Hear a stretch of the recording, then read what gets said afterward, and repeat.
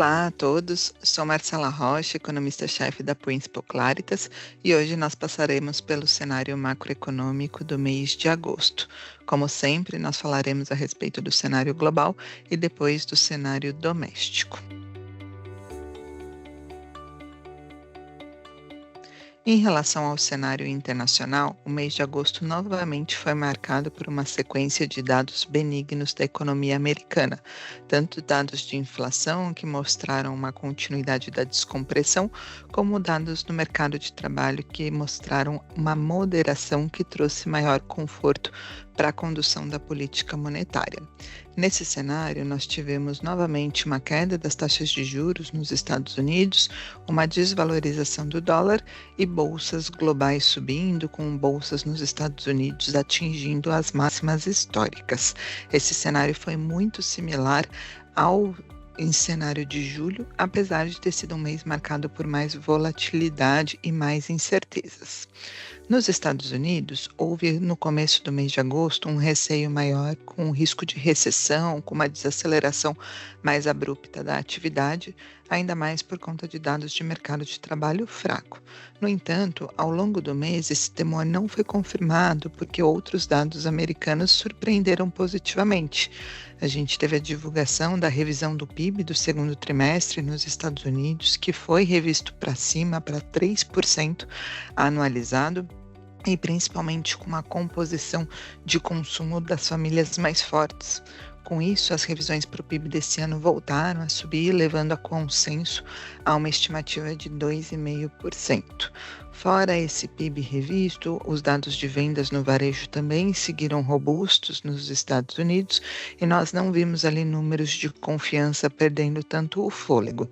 Só que mesmo sem esses dados mostrarem riscos de recessão, o foco todo ficou por conta do mercado de trabalho. O relatório do payroll de julho mostrou um crescimento de vagas muito fraco em relação aos últimos meses, de 114 mil somente, e houve uma elevação da taxa de desemprego para 4,3, que trigou aquela regra de Sun que normalmente mostra ali quando uma recessão nos Estados Unidos ocorre. Claro que esses dados de mercado de trabalho têm que ser vistos com cautelas, porque tiveram ali eventos pontuais, como efeitos climáticos no Texas, que trouxeram ali distorções. Mas a verdade é que quando nós olhamos os dados de abertura de vagas nos Estados Unidos, até mesmo de salário, o ritmo dessa criação de vagas formal, tudo isso aponta para um cenário de maior moderação do mercado de trabalho e um cenário mais balanceado para a condução da política monetária. Nesse cenário, junto com os números de inflação ali mostrando um Core PCE, que é a métrica favorita do Fed, rodando a somente 0,16, com a inflação subjacente arrefecendo, fizeram com que o Fed trouxesse mais confiança no início do ciclo de corte de juros em setembro. No seu discurso em Jackson Hole, o presidente do Fed, o Powell, confirmou que era o momento de ajustar a política monetária, ou seja, seria o momento adequado de reduzir a taxa de juros, e ele deixou explícito em sua comunicação que o balanço de riscos do Fed passa a dar muito mais peso para a dinâmica do mercado de trabalho do que para a inflação, já que há confiança na convergência ali da trajetória de preços. Além disso, o Powell não se comprometeu com o ritmo de queda de juros, nem com o tamanho desse ciclo de afrouxamento monetário, mostrando que o Fed segue dependente dos dados econômicos e que, caso haja qualquer desaceleração adicional, qualquer risco de recessão que não é o cenário base, o Fed teria espaço para agir. Esse desdobramento nos Estados Unidos continua sendo o fator-chave para a condução dos mercados globais, mas a gente também pode comentar a respeito um pouquinho do que acontece na Europa e na China. Na Europa, a expectativa para um novo corte de juros por parte do ECB em setembro continua. Os fundamentos apontam ali para essa continuidade, já que a atividade por lá voltou a mostrar sinais de enfraquecimento, principalmente a manufatura ali, com o PMI em território contracionista, mas pelo lado da inflação ainda há indícios de um arrefecimento. Claro que salários por lá ainda preocupa, mas a moderação já permite o ECB cortar a taxa de juros novamente. Interessante notar que esse ritmo de queda por parte do Banco Central Europeu ainda não ganha uma atração maior, ainda não vai levar uma frequência de cortes a toda a reunião. Com isso, aquela divergência de ciclos de política monetária que tinha prevalecido nos últimos meses fica mais estreita agora e a gente vê uma maior coordenação, inclusive com o Fed podendo cortar mais e mais rápido do que outros bancos centrais. Já na China, o cenário continua ali desafiador e bem diferente dos outros países. O governo por lá tem tentado estimular tanto com fiscal como monetário, mas o impacto dessas medidas ainda é incerto e muito difícil de ser visto como positivo, já que os últimos números por lá frustraram. O PIB do segundo trimestre já tinha ficado abaixo do esperado e os dados de julho do primeiro trimestre também não foram encorajadores. A produção industrial desacelerou, o varejo ainda crescendo num ritmo fraco e o mais interessante são os números de mercado imobiliário sem mostrar nenhum tipo ali de recuperação e de pujança. Com isso, houve revisão para baixo do PIB da China este ano no consenso de 4,9 para 4,8. O nosso número de 5% não mudou, mas nós entendemos que os riscos são baixistas, já que essas medidas do governo não parecem trazer nenhum sinal ali de reaceleração da atividade e nós temos vários desafios estruturais, né? Fraqueza do setor imobiliário, a questão do mercado de trabalho que continua fraco e vários riscos, tanto de regulação como risco geopolítico. Então, pelo lado de China, não há ali uma clara frustração com os dados, tudo muito próximo às expectativas, mas há um alerta a respeito de quanto tempo vai durar essa frustração, essa desaceleração e como isso pode impactar no crescimento global. Então, em resumo, o cenário global no mês de agosto teve ali um desempenho positivo dos ativos de risco, principalmente pela comemoração, finalmente, de que o ciclo de afrouxamento monetário nos Estados Unidos vai começar em setembro. E é um início do processo de flexibilização monetária em condições favoráveis, sem recessão e inflação gradualmente indo na direção à meta, ou seja, aquele cenário de pouso suave ali se confirmando. Na nossa avaliação, esse cenário tende a ser positivo, principalmente para emergentes, afinal pode levar a um enfraquecimento do dólar e busca maior de fluxo para outros países. Porém, nós fazemos alguns questionamentos, né? Primeiro, é preciso entender o tamanho da desaceleração dos Estados Unidos. Nós não trabalhamos com esse cenário de recessão, mas qualquer evidência de que o mercado de trabalho por lá está piorando de forma mais rápida e que a economia pode ter um freio muito mais abrupto, isso pode levar a um cenário de aversão ao risco e não trazer esses benefícios do corte de juros para outras moedas. Além disso, a gente não pode esquecer a respeito do processo de inflação. A inflação tem mostrado moderação, só que ainda muito gradual, e com a inflação ainda acima da meta do Fed para os próximos anos. Ou seja, se essa economia não entra em recessão, mas continua com esse pouso suave e com mais estímulo monetário devido aos cortes já indicados pelo Fed, a gente tem que ficar atento sobre qualquer sinal de reaceleração da inflação ou pressões inflacionárias maiores, o que também não seria positivo. Por fim, nós não podemos esquecer do debate de eleições nos Estados Unidos. As eleições por lá se aproximam. É verdade que as pesquisas apontam ali para uma disputa muito concorrida e com difícil visibilidade, mas nós acreditamos que ao longo das próximas semanas o tema eleição vai passar a ter maior impacto na dinâmica dos ativos, não só por conta do resultado das pesquisas, mas por conta do mercado ali contemplando qual que seria o impacto de cada atividade de dados, seja para a geopolítica, seja para política de imigração, política fiscal e até mesmo por conta de mudanças ali na política do Fed. Portanto, nossa avaliação é de que o cenário global evolui de maneira favorável com a contratação desses cortes por parte do Fed, mas nós acreditamos que é um cenário que ainda precisa de atenção devido aos riscos de uma desaceleração mais abrupta, inflação persistente e as eleições nos Estados Unidos.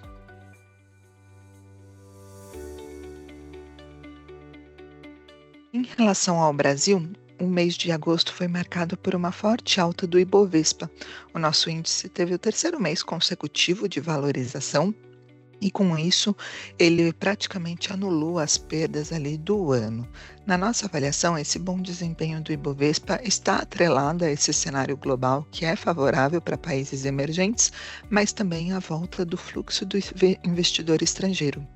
Julho já tinha tido uma entrada importante de um pouco mais de 3 bilhões de reais para a B3, agora no mês de agosto a entrada foi de um pouco mais de 10 bilhões. Segundo mês consecutivo de entrada do investidor estrangeiro, trazendo ali um alívio aqui para o nosso índice, mas também uma confirmação de como esse cenário global poderia ser positivo para economias emergentes. Só que mesmo com esse bom desempenho do nosso índice, de novo a gente não teve um bom desempenho das nossas taxas de juros no mercado futuro e do real. O real ficou estável nos 5,66 e os juros curtos continuaram abrindo, reforçando o cenário de chance da Selic subir até o final deste ano. E por que as taxas de juros e o câmbio continuam ali performando negativamente? Primeiro ponto é que as incertezas fiscais continuam. No mês de julho, o governo já tinha anunciado algumas medidas fiscais para reduzir as despesas desse ano e do ano que vem e cumprir com o arcabouço. Era a questão do bloqueio de gastos junto com o pente fino.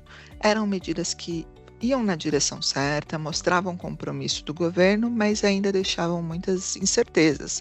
Afinal, esse bloqueio, além de ser insuficiente, era visto como algo muito pontual e que talvez não passaria por tanta facilidade nos próximos meses, com uma nova revisão sendo possível em setembro.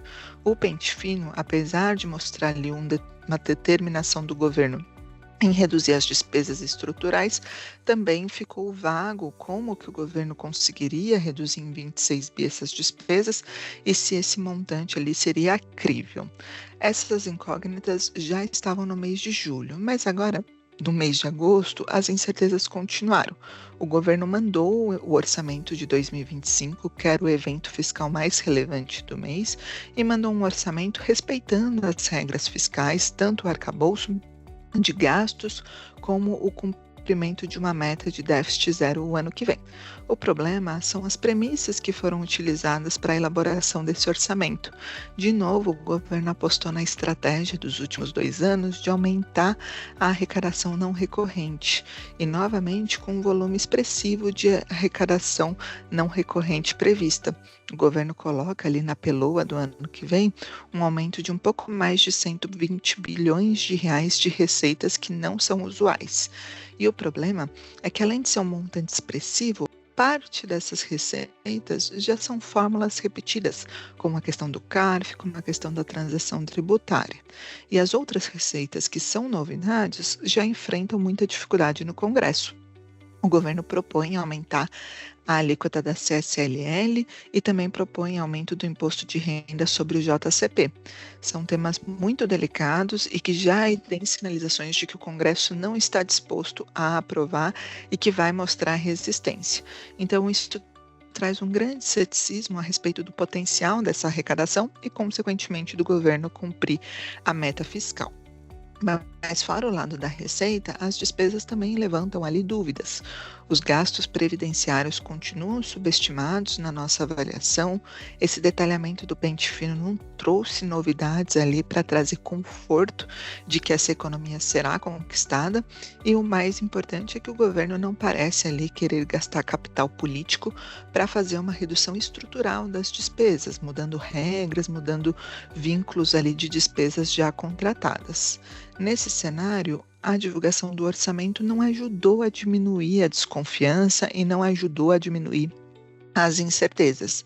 É verdade que nós passamos ali com a regra fiscal intacta, mas ao longo dos próximos meses a gente continuará tendo muitas discussões sobre como o governo vai alcançar esses objetivos e isso tudo traz mais volatilidade. Nesse cenário, o que é a boa notícia é que, por enquanto, não afeta nada em relação a dinâmica da atividade. Na verdade, toda essa questão fiscal de despesas crescendo mais, de um ajuste feito pelo lado da receita, leva o impulso fiscal a ser positivo esse ano, contribuindo para um crescimento maior. E esse cenário de atividade forte foi reforçado ao longo dos últimos dias com a divulgação do PIB do segundo trimestre. O PIB do segundo trimestre já vinha passando por revisões altistas quando ficou claro ali que os efeitos das enchentes no Rio Grande do Sul não eram tão significativos como foi temido. Mas mesmo depois dessas revisões, o resultado ainda surpreendeu. O PIB cresceu 1,4%, sendo que as expectativas eram de uma alta de 0,9%. E a composição mostrou uma absorção doméstica muito forte com aumento generalizado. Tanto os gastos do governo como o consumo das famílias e o investimento cresceram. É verdade que o investimento e o consumo desaceleraram em relação ao primeiro trimestre, mas ainda assim mostrando taxas expressivas, o investimento crescendo 2,1% e o consumo crescendo 1,3% no segundo trimestre. Nós avaliamos que esse forte crescimento do consumo continua sendo explicado por esse impulso fiscal e também pela situação do mercado de trabalho. A taxa de desemprego não para de cair, com criação de vagas robustas, aumento da massa salarial, e nós temos ainda uma aceleração do mercado de crédito. O investimento se beneficia dessa demanda doméstica e mostra essa recuperação com a taxa de investimento subindo. Mas a verdade é que a gente ainda vê um desbalanço nessa economia, com a demanda de consumo e serviços ainda mais forte do que o investimento, o que leva a pressões inflacionárias e cautela da condução da política monetária. Com esse resultado do segundo trimestre, a herança estatística para o ano já fica contratada em 2,5% de PIB. Como os primeiros indicadores do terceiro trimestre não mostram moderação, pelo contrário, confiança continua subindo, os dados de indústria ali mostrando investimento forte e mercado de trabalho ainda aquecido, nós não vemos ali uma desaceleração suficiente para fazer com que o PIB só cresça 2,5%. Nós esperamos um terceiro trimestre ainda com alta de 0,5% e um quarto trimestre rodando com alta de 0,3%. Se esses números se confirmam, o PIB fica ali mais perto de 2,9% este ano. Nesse cenário, as preocupações com a inflação continuam. É verdade que o último número de inflação não foi muito ruim em relação aos últimos indicadores. O IPCA 15 de agosto ficou em linha com o esperado, mas o mais importante é que não houve deterioração ali dos serviços subjacentes e das métricas de núcleos. Só que mesmo sem essa inflação corrente vir com notícias piores, a verdade é que a gente já sabe que o processo de desinflação estagnou, que essa desinflação ficou para trás e que daqui para frente nós temos mais riscos altistas. Fora os impactos da depreciação do real, toda essa força da atividade pode impactar mais a dinâmica dos núcleos e serviços daqui para frente. Isso, num ambiente de expectativas desancoradas, traz mais riscos para a inflação dos próximos meses. Para esse ano, nós estamos trabalhando com algo perto de 4,3, já incorporando a bandeira vermelha 1, que foi anunciada. E para o ano que vem haveria algum arrefecimento, mas para um patamar ainda acima do centro da meta, ao redor de 3,8. Nessa conjuntura de incertezas fiscais, atividade forte e inflação corrente, com as melhores notícias ficando para trás, o Banco Central adicionou um tom ainda mais duro na sua comunicação. A decisão do Banco Central já tinha sido dura, na nossa opinião, e a ata também já tinha mostrado ali que o Banco Central estava vigilante. Mas logo depois dessa comunicação dura, o que nós vimos foram vários discursos de membros do Copom trazendo ainda mais preocupação com essa dinâmica. E entre esses discursos, os destaques ficaram por conta das falas do Gabriel Galípolo, que é o diretor atual de política monetária e foi confirmado pelo Lula como o próximo presidente do Banco Central. O Galípolo adotou um tom ainda mais duro do que já tinha sido visto na ata. Ele é um dos membros que via o balanço de riscos como assimétrico e afirmando que havia uma preocupação com a desancoragem da expectativa de inflação, tanto do Focus como do modelo do Banco Central. Quando o Galípolo fala que 3,2% de inflação está acima da meta, ele mostra desconforto e mostra que o Banco Central não vai tolerar ali acomodação na inflação, mesmo que seja um pouco acima do centro dessa meta. Essas frases do Galípolo tinham no começo do mês ajudado o real a valorizar e até mesmo entender que haveria ali um ganho de tempo com a valorização do real, permitindo que os juros não subissem. Mas esse ganho ali de tempo não foi muito longo. Por quê? Primeiro, porque o próprio Galípolo falou que a política monetária não tinha uma relação mecânica com a taxa de câmbio, então ele desvinculou esses cenários de câmbio, a taxa Selic, para a próxima reunião, mas fora isso, o mais importante é que a gente começou a ter ali mais ruído na comunicação do Banco Central. Apesar do tom geral do Roberto Campos, do Diogo Guilhem ainda serem duros e serem muito de preocupação como a ata expôs, as falas do Roberto Campos falando em cautela, dizendo que o Banco Central não poderia se guiar pelos preços de mercado e até falando a respeito de precificação da curva de juros como errada, trouxe sinais dúbios a respeito do que seria a função-reação do Banco Central e qual seria a disposição do Banco Central em subir a taxa de juros. Na nossa avaliação, mesmo com toda essa comunicação mais ruidosa, o saldo ainda é de um Banco Central que está disposto a subir a taxa de juros em setembro e subir de maneira gradual com 25 bips. A gente avalia que esse ciclo de alta de juros tem como objetivo tentar ali reduzir as expectativas do Focus e também diminuir o aquecimento da economia, fechando um pouco o hiato que está muito positivo. Só que a verdade é que a clareza sobre o tamanho desse ciclo é muito baixa. Afinal, todo esse ruído de comunicação e dúvidas a respeito de qual que é o objetivo do Banco Central com essa alta de juros e como vai se dar essa comunicação ao longo dos próximos meses, tem custos. Além do real não se valorizar, isso não ajuda as expectativas a ancorarem. Fora isso, a gente sabe que a economia ainda mais aquecida teria que ter um degrau ali de aperto monetário muito expressivo para ter alguma parada. Junto a isso, as expectativas desancoradas não se devem somente à política monetária e atividade, também se devem a uma incerteza fiscal que continuou.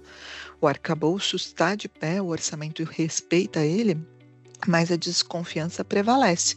Além das hipóteses no orçamento terem sido vistas como premissas fracas, a gente logo depois do orçamento já teve ruídos ali de medidas do governo para aumentar gastos fora desse arcabouço, dar um drible ali nas contas públicas, colocando o auxílio gás fora do orçamento.